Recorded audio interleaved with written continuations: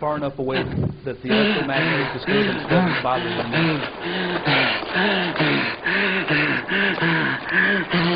Where are you?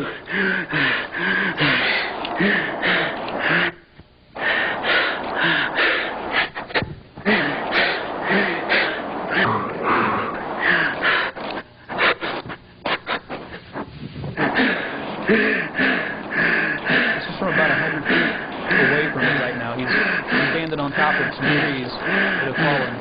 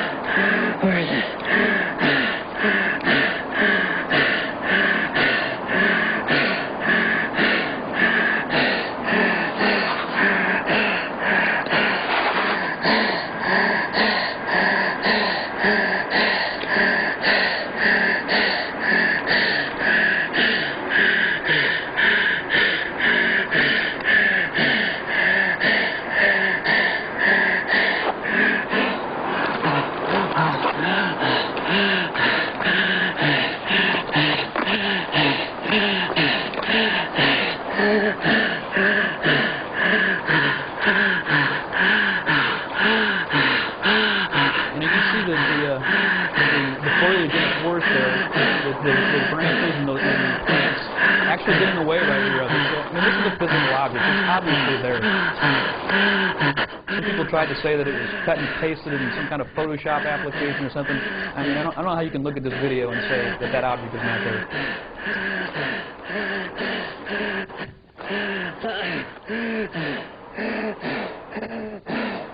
You see it?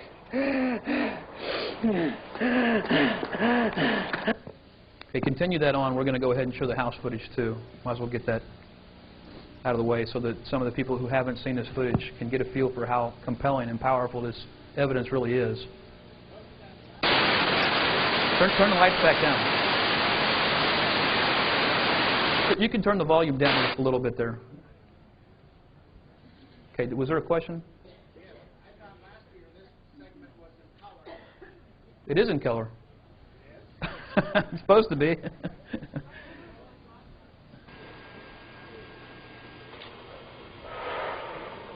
Wait, there you go. Yeah, that's in color. I mean, I don't. Does that not look in color to you? Yes.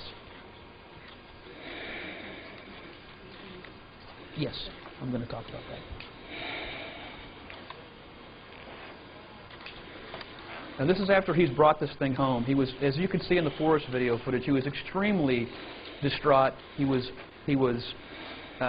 you know, having a reality check because he didn't understand what was going on. He was extraordinarily sick. He'd been vomiting for over an hour. He was dehydrated, and that's why he was wheezing and panting. Plus, he was in a higher altitude, so the oxygen was thinner up where he was at. So he's running around the forest. He's dehydrated. He's sick. Well, he wrapped this thing up and decided he was going to try to hide it. Before he knew it, he was back to his car, and he ended up bringing it home with him. And this is a short time later, he decided that he was going to document it. Because he made some phone calls to some friends, and nobody had called him back. Curiosity got the best of him. He came home, got cleaned up, and then went and got this back out of the freezer that he had put it in his garage because he was afraid it would decompose. And now he's going to do a little physical examination on his own. He's either extremely brave or extremely stupid, I don't know which. At this point, he actually thought it was dead. So we'll learn later that it wasn't dead.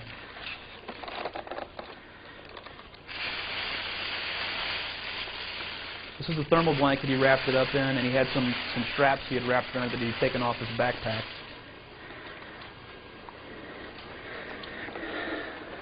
Yes, see, he is blinking.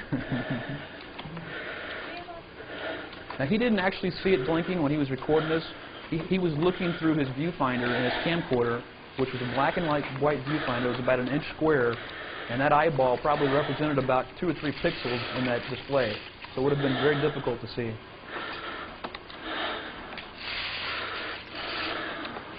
Pardon? I can't. The creature was approximately 4 to 4.5 feet tall. He measured it. I don't know the exact number. I think he said 4 feet tall, 4.5. It weighed about 40 to 50 pounds. Extremely light. It was wearing a black one-piece suit that covered its hands and feet seamlessly. There appeared to be no seams or buttons or zippers or anything. It just appeared to be totally around it. As you can see, it's kind of a turtleneck, so to speak. It's kind of a long neck.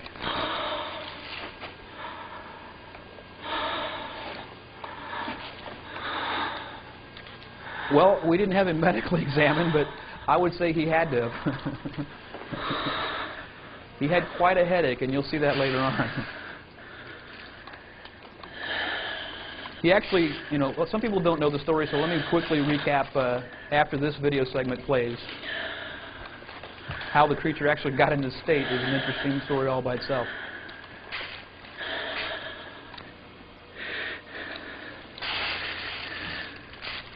You watch the eye there as it kind of opens as he turns its head.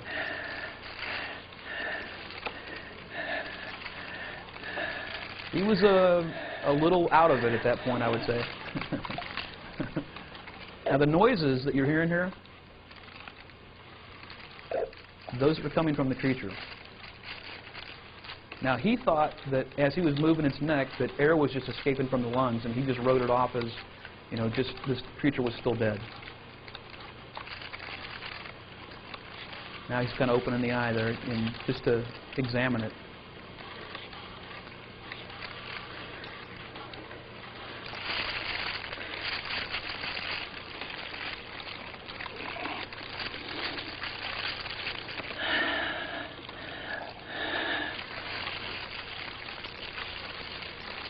He's filming with one hand and moving it around with his other, so it's kind of hard. You can see him kind of feeling out there because his distance perspective is a little off looking through the camcorder.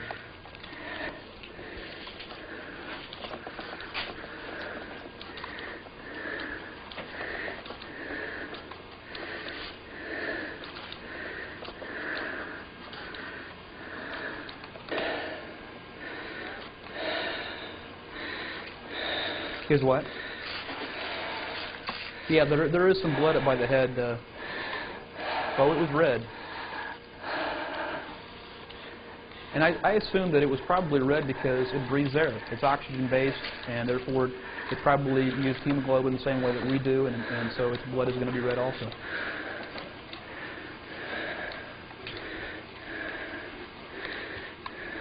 Can somebody repeat that question for me up front? No, this is the same footage that we showed. I'm just showing this so that other people who haven't seen it can see it. Some people may not have a good recollection of all the footage. Now, this is the same footage. Okay, you win. I'm not going to argue. This was filmed in October of 1996. Now, he actually had the encounter on October 15th. This is sometime that evening, late that night. Okay. Yes, this is not the original. This is a copy of the original. The actual original, I believe, was stolen. This copy happened to have been sent off to a relative or a friend, I'm not sure which, and that's how he ended up still having it, because everything was taken out of his house. That noise came from the creature again.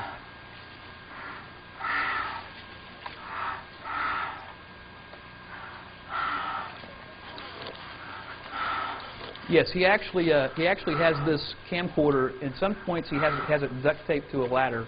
At other points, he has it sitting on top of a box. course, you can't see that because it's sitting on top of it or duct taped to it. That's the wound.